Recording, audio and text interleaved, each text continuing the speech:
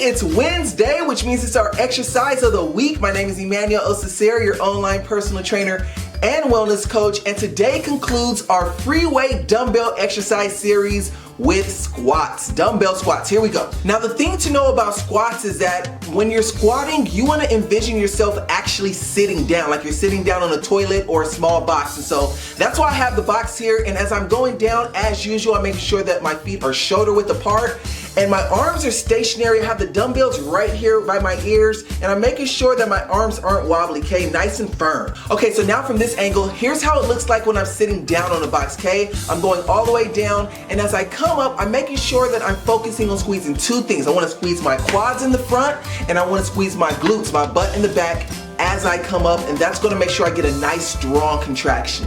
Even if you're not comfortable going all the way down and sitting down to it, I would still recommend putting a box behind you, a chair behind you, so that you're at least envisioning yourself sitting down, squatting as low as you can, and then coming back up. So guys, I had a blast making this video for you guys in this entire series. If you missed any of the dumbbell exercise series, go ahead and go into the playlist. As usual, don't forget to hit that like button, leave a comment, tap the subscribe button.